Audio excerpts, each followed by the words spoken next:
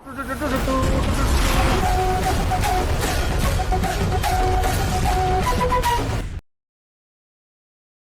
சிரிப்புக்கு சொந்தக்காரங்க எல்லாருக்கும் வணக்கம். இது எதிர்பார்த்தது தான். ஏன்னா அன்னைக்கு செல்ஃபோன் வாங்கி கொடுத்தா விளாக் போடும்போது நினச்சேன், ஐயோ இந்த விளாக் போடுறோம் ஏதாவது ஒன்று நடக்கும் அப்படின்னு.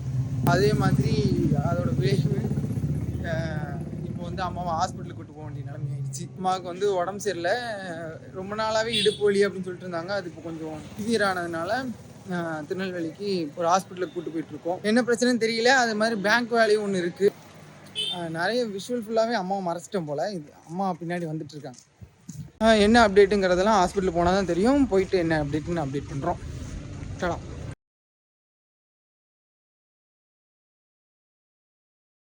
ஏன் நாங்கள் முன்னாடி வந்துட்டோம்னா, அம்மா வந்து வர்றதுக்குள்ள எப்படியும் ஒரு 50 பேர்ட்டு பேசிட்டு தான் வருவாங்க. அதனால நாங்கள் முன்னாடி போனோன்னா அந்த அவனுக்கு போயிட்டானுங்க நான் போகணும் அப்படின்னு சொல்லிட்டு அவசர அவசரமாக வந்துடுவாங்க. நாங்கள் நின்னோம்னா எங்களையும் நிப்பாட்டி விட்டு பேசிட்டு வருவாங்க.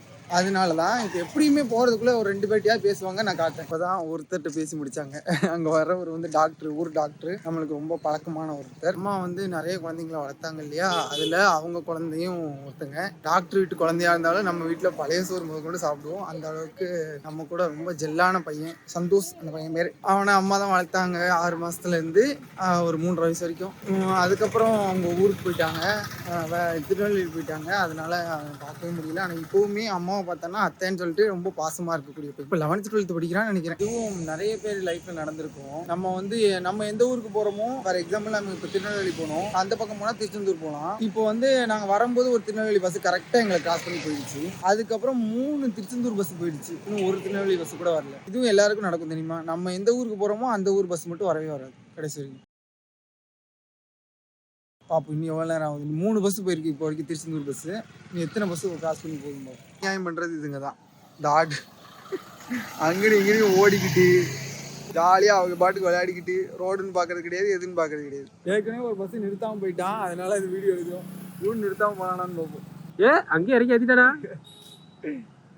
லாரி போடுறான்னு நிற்கானா?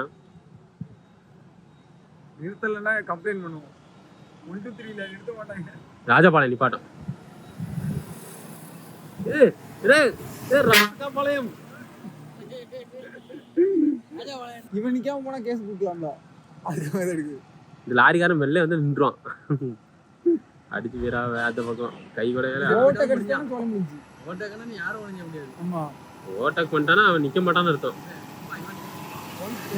134 ஒரு வழியாக பஸ் ஏறிட்டோம். இங்கேருந்து கரெக்டாக ஒரு 35 கிலோமீட்டர், ஒரு 1.5 hours ட்ராவல் ஆகும். அப்புறம் நாங்கள் போன அன்னைக்கு பார்த்திங்கன்னா காமராஜர் ஐயாவோட பிறந்த நாள். அதனால சிலைக்கு மாலை போட்டு நிறைய இடத்துல லட்டு இனிப்புகள்லாம் நிறைய கொடுத்தாங்க. அதுவும் பஸ்ஸில் போகும்போது வாங்கிட்டு போனோம். ஜூலை 15 கர்ம வீரர் காமராஜர் ஐயா அவர்களோட பிறந்த நாள். ஸ்கூலில் இருந்தால் சாக்லேட் கொடுத்துருப்பாங்க. ரொம்ப க்ளோஸாக நிற்கிது கல்யாணி.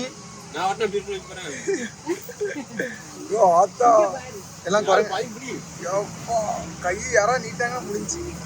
திருநெல்வேலியில் இருக்கிற அந்த ஒத்த பாலம் தான், அதையும் சோடியும் முடிக்கணும்னு நினைக்காலே அப்படின்னு சொல்லிட்டு சாமி படத்தில் ஒரு டைலாக் வரும்ல, அந்த பாலம் தான் இது. இந்த பாலத்து வழியாக ஊருக்குள்ளே போயிட்டு அந்த பாலத்து வழியாக ஊர்லேருந்து வெளில வரும் திருநெல்வேலி போகும்போது. நம்ம ஊரை சுற்றி யாராவது இந்த வீடியோ பார்த்தீங்கன்னா கமெண்ட்டில் சொல்லுங்கள். சமாதானபுரம் அப்படிங்கிற ஏரியாவில் போய் இறங்கணும். அங்கேருந்து ஆட்டோ பிடிச்சி போகணும். போய் இறங்கும் போதே நிறைய பேர், நம்மளோட உறவுகள் நிறைய பேர் பார்த்தாங்க. அவங்களோடலாம் செல்ஃபி எடுத்துகிட்டு அதுக்கப்புறம் அங்கேருந்து ஆட்டோவில் கிளம்பணும். இந்த கடையில் இருந்த பிள்ளைங்க வந்து பார்த்தாங்க, கை காமிச்சாங்க. ஆனால் வெளியில் வந்து பேசுகிறதுக்கு தயக்கம். நம்ம ஊர் பிள்ளைங்களாச்சு. ஹாஸ்பிட்டலுக்கு வந்துட்டோம். நம்மளுக்கு 18ஆம் நம்பர் டோக்கனோ ஏதோ கொடுத்தாங்கன்னு நினைக்கிறேன். நீங்கள் யோசிக்கலாம், என்னடா ஹாஸ்பிட்டலுக்கு போய்ட்டும் ஃபோட்டோ எடுத்துகிட்டு அலையிற அப்படின்னு. நமக்கு எங்கேனாலும் நம்ம உறவுகளை பார்த்தா சந்தோஷம்தான். இப்போ வந்து நாங்கள் வெயிட் பார்க்க போகிறோம். நீங்களே கெஸ் பண்ணுங்கள். நான், அம்மா, கல்யாணி 3 பேரும் யார் வெயிட் அதிகமாக இருப்போம், நான் எவ்வளோ வெயிட் இருப்பேன் அப்படின்னு கெஸ் பண்ணுங்கள். உங்கள் கெஸ்ஸிங் கரெக்டாக இருக்கான்னு பார்ப்போம்.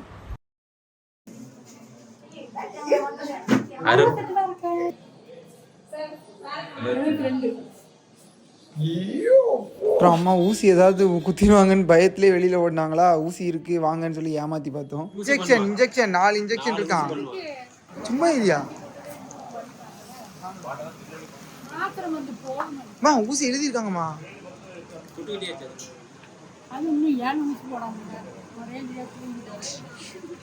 அப்புறம் அங்கேருந்து அப்படியே பேங்க்குக்கு போகணுன்னு சொன்னேன் இல்லையா, அதுக்காக பேங்க்குக்கு போயிட்டு இருந்தோம் ஆட்டோவில். திடீர்னு மழை வேறு பெஞ்சிருச்சு. அண்ட் பேங்க்குக்கு போகிறேன்னு சொன்னேன், எதுக்குன்னு சொல்லலை.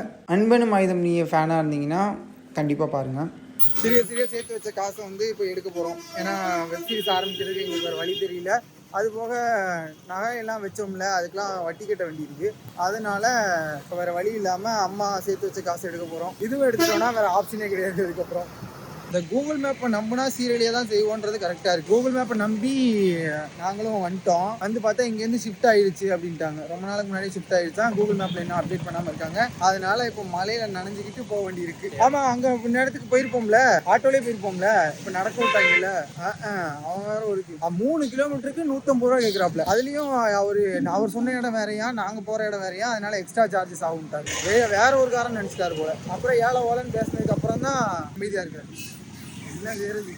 எல்லா ஊர்லேயும் அப்படி தான் இருக்குது. டீ ஸ்டால் பார்த்துட்டோம். அதுக்கு பின்னாடி ரோடுனாங்க. இது வந்து எங்கள் ஊரில் நிறைய பேருக்கு பரிச்சயமான பஸ்ஸு. இந்த பஸ்ஸில் போனால் ஒருத்தன் கூட தூங்க மாட்டான். ஏன்னா அந்த அளவுக்கு மரண பீதியை ஏற்படுத்தக்கூடிய ஒரு பஸ்ஸு.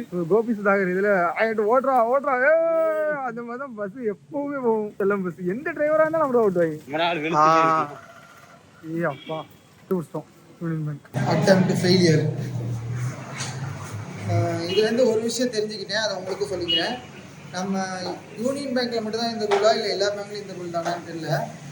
நம்ம எந்த பேங்க்கில் நம்ம பிரான்ச், அதாவது நம்ம எந்த பிரான்ச்சில் அக்கௌண்ட் வச்சுருக்கோமோ அங்கே தான் நம்ம வந்து காசு எடுக்க முடியுமா. நாங்கள் வந்து எங்களோட பேங்க் வந்து ஈஸ்ட் தாம்பரத்தில் இருக்குது போல்.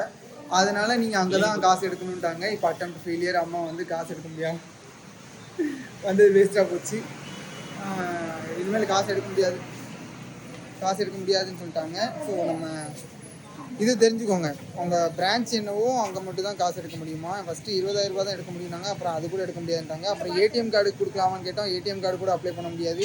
அதுக்கும் நீங்கள் உங்கள் பிரான்ச்சுக்கு தான் போகணுன்ட்டாங்க. அப்போ மாவட்டந்தோறும் இத்தனை பிரான்ச் வச்சு என்ன போகுது.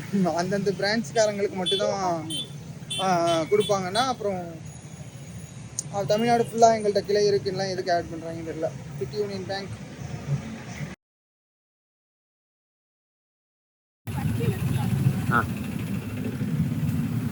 யூடியூபரோட நிலைமையை பார்த்து சார்ஜரையும் கையோட கொண்டு வந்துட்டு இருக்கான் எங்க போனாலும்.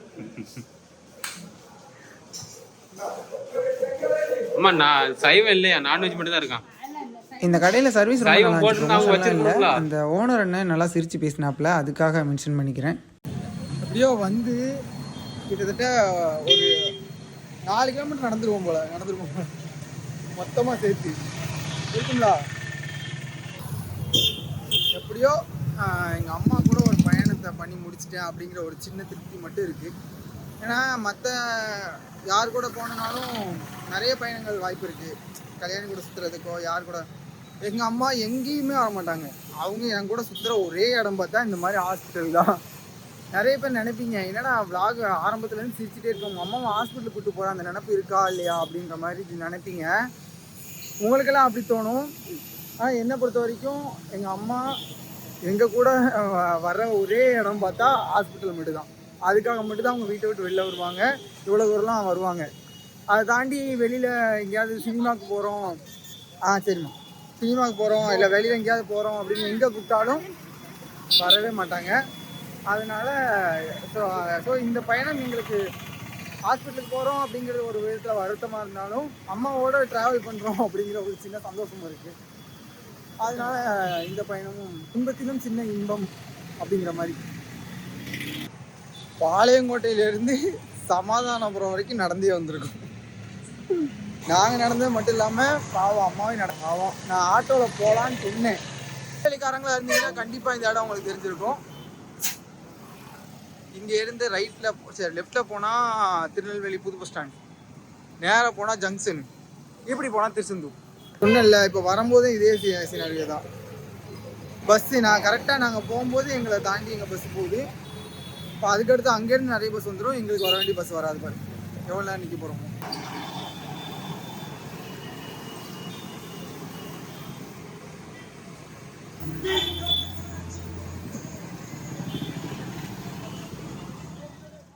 இப்படி பஸ்ஸுக்கு வெயிட் பண்ணும்போது நிறைய பேர் நம்மளை ஐடென்டிஃபை பண்ணி வந்து வாழ்த்துக்கள் சொல்லி ஃபோட்டோலாம் எடுத்துகிட்டு போனாங்க. திருநெல்வேலியிலையும் நம்மளோட உறவுகள் இத்தனை பேர் நம்மளை ஐடென்டிஃபை பண்ணுறாங்கன்னு தெரியும்போது ரொம்ப ஹாப்பியாக இருந்துச்சு. அதில் இவர் ரொம்ப ஸ்பெஷல்னே சொல்லலாம். ஏன்னா இவர் சொன்ன தூரத்தில் இருக்கிறதுனால இவர் சொன்ன வார்த்தைகள்லாம் கேட்கல. ரொம்ப மோட்டிவேஷ்னலாக நிறைய விஷயங்கள் நம்மள்ட்ட ஷேர் பண்ணார்.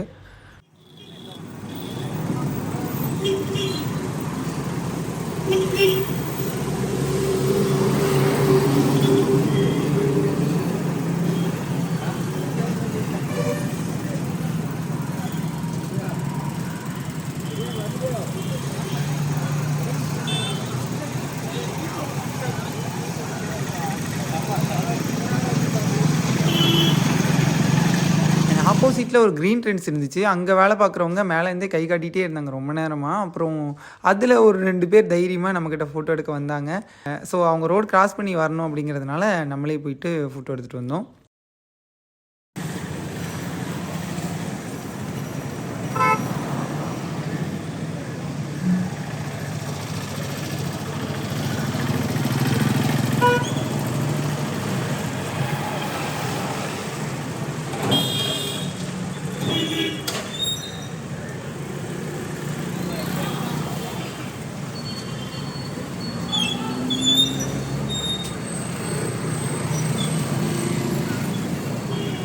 இது எனக்கு எவ்வளோ தூரம் சந்தோஷத்தை கொடுத்துச்சு அப்படிங்கிறது இந்த ஸ்லோமோ சிரிப்புலேயே உங்களுக்கு புரியும். அப்புறம் இதெல்லாம் போகும்போதே இந்த காலேஜ் ஸ்டூடெண்ட்ஸ் இவங்கெல்லாம் நிறைய பேர் நம்ம கூட ஃபோட்டோ எடுத்தாங்க. அவங்களோட நலன் கருதி நம்ம ஃபேஸை மட்டும் ப்ளர் பண்ணிக்கிறோம். அதே மாதிரி இவங்க பக்கத்தில் ஒர்க் பண்ணுறவங்க இவங்க பாவம் சாப்பிட்டுட்டு இருக்கும்போது பாதியில் மெனக்கிட்ட ஓடி வந்துட்டாங்க. ரொம்ப எக்ஸைட் ஆனாங்க. ரொம்ப ஹாப்பியாக இருந்துச்சு அவங்கள்ட்ட பேசினதும். அப்புறம் வேலை பார்க்குற எல்லாருமே ஆல்மோஸ்ட் இறங்கி ஓடி வந்துட்டாங்க. அப்புறம் இந்த பொண்ணு போயிட்டு கை கழுவிட்டு வந்து ஹேண்ட் ஷேக் கொடுத்தாங்க. ஸோ இதெல்லாம் மறக்கவே மாட்டேன் எப்போவுமே.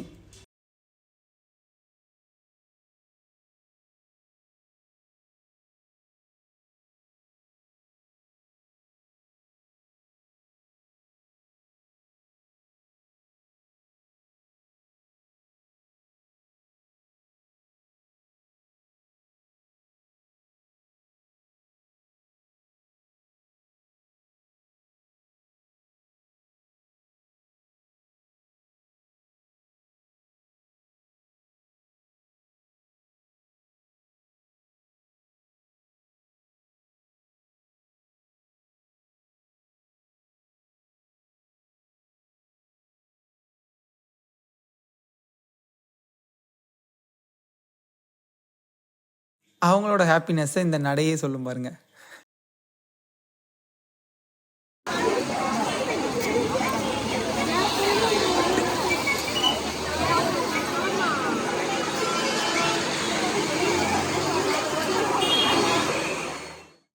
இப்படியெல்லாம் ஃபோட்டோ எடுத்துகிட்டு இருக்கும்போது திடீர்னு தான் தெரியும் நம்ம கடைக்கார அண்ணனும் நம்மளோட ஃபாலோவரும். அவரை காட்டலனா இப்படி என்னடா எல்லாமே பொண்ணுங்க கூட மட்டும் தான் ஃபோட்டோ எடுக்கிற அப்படின்னு கேட்பீங்க. நான் வச்சுக்கிட்டு வஞ்சகம் பண்ணல. பசங்க யாரும் இனி மதிக்கிறது இல்லை பொதுவாக. ஒரே ஒரு பையன் என் கூட ஃபோட்டோ எடுத்தார். அவரையும் நாங்கள் மிஸ் பண்ணாமல் ஆட் பண்ணிட்டோம். இவங்களெல்லாம் பார்த்தா பொறாமையாக இருக்குது. இதே மாதிரி ஸ்கூல் பசங்களாகவே இருந்திருக்கலாம். நல்லா வாட்டர் டவுசர் போட்டுட்டு இல்லை என்ன சண்டை வந்தாலும் அடுத்த நாள் பேசிடுவோம். ஆஸ்பத்திரி போயிட்டு வந்தாச்சு. வந்தவொடனே இந்த வாசல் தூத்துட்டு இருக்காங்களா. ஆஸ்பத்திரி போயிட்டு வந்திருக்கோன்னு ஒரு நினைப்பே இல்லாமல் எல்லார் வீடும் தெளிச்சிருக்கு தான் நம்ம வீடு தெளிக்கலையாமா. அதுக்காக வந்தவொடனே வாசல் தெளிச்சாச்சு. எதுக்காக தெளிச்சிருக்காங்கன்னா அடுத்தது அந்த ஒரு வீட்டுக்கு வேலைக்கு போவாங்கன்னு சொல்லியிருக்கிறேன் இல்லையா, அங்கே வேலைக்கு போகிறாங்களாம். அதனால இதுதான் எங்கள் அம்மாவோட டெய்லி ரொட்டீன். ஹாஸ்பிட்டலுக்கு போனாலும் சரி எங்கே போனாலும் சரி அவங்க வேலை நடந்துகிட்டே இருக்கும். ஃபஸ்ட்டு நோட் பண்ணிங்களா, இப்போ வந்து உள்ளேருந்து பார்க்கும்போது அந்த பிங்க் கலரில் இந்த ஷர்ட் இருந்திருக்கும் ஆரம்பத்தில் வெயிலில் போகும்போது. இப்போ அந்த ஷர்ட்டில் பிங்க் கலர் எதுவுமே இருந்திருக்காது. வீட்டுக்குள்ளே இருந்தோம்னா அந்த பிங்க் கலர் மறைஞ்சிருமா. மேஜிக் ஷர்ட்டாக இது. சரி ஓகே. உண்மையா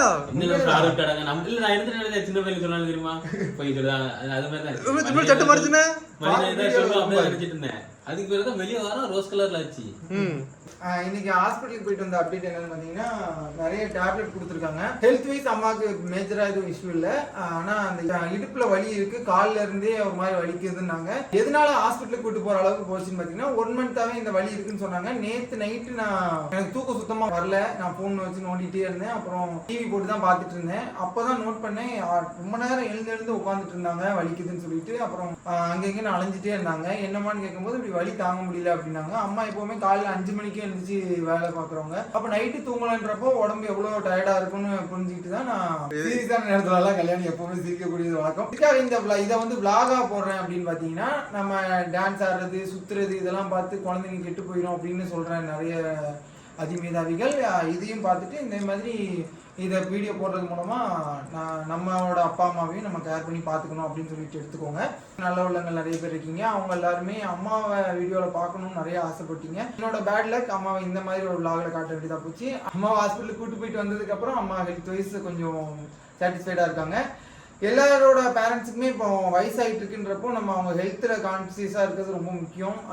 என்னையை பார்த்து யாராவது ஒருத்தர் வந்து அப்பா அம்மாவை ஹாஸ்பிட்டலுக்கு கூட்டு போயிட்டு வந்தீங்கன்னா, அவங்களுக்கு ஃபுல் பாடி செக்அப் பண்ணீங்கன்னா தயவு செஞ்சு அதை கமெண்ட் சொல்லுங்க. அதுதான் இந்த vlog மூலமா எனக்கு கிடைக்கிற வெற்றியா இருக்கும். திடீர்னு ஒரு டைம்ல வரும்போது தான் அதை ஃபேஸ் பண்றதுக்கு தைரியம் இருக்காது. எக்ஸாம்பிளுக்கு கல்யாணியோட அம்மாவுக்கு வந்து ஒரு ஹெல்த் இஷ்யூ வரும்போது இப்படி இருந்தான்றது நாங்க கண்கூட பார்த்தோம். இவன் அப்படி அழுதுலாம் நாங்க பார்த்ததே இல்லை. இந்த அளவுக்கு நிறைய தனியா உட்காந்துலாம் அழுதான். இன்னொன்னு இவன் வந்து சும்மா பேருக்கு தான் பையன், வீட்டுல 3 பசங்களும் இவனும் ஒரு பையன். ஆனா வீட்டுல இருந்து அம்மாவுக்கு பணியோட பார்க்கறதுல இருந்து எல்லாமே அவன் தான் பார்த்தான். அப்போ அவன் கண்டிப்பா அந்த டைம்ல உணர்ந்திருப்பான். ஸோ எல்லாருக்குமே நான் சொல்றது என்னன்னா, நம்ம பேரண்ட்ஸ் எல்லாருக்குமே வயசாயிட்டு இருக்குது. ஸோ முடிஞ்ச வரைக்கும் அவங்களோட ஹெல்த்ல கான்சியஸா இருங்க. ஏன்னா சிம்பிளா சொல்றேன், இழந்த பின் வருந்தி பயனில்லை, அவ்வளவுதான். அதனால அதுக்கப்புறம் நம்ம யோசிச்சு வீசிட்டு ஸோ இருக்கும்போதே பார்த்துக்கோங்க. நன்றி. இன்னொரு நல்ல விளாக்ல சந்திப்போம். அது வரைக்கும் என்றும் ரசிகர்களின் ரசிகனாக உங்கள் ஆதரவே உங்கள் ஆஸ்கார்.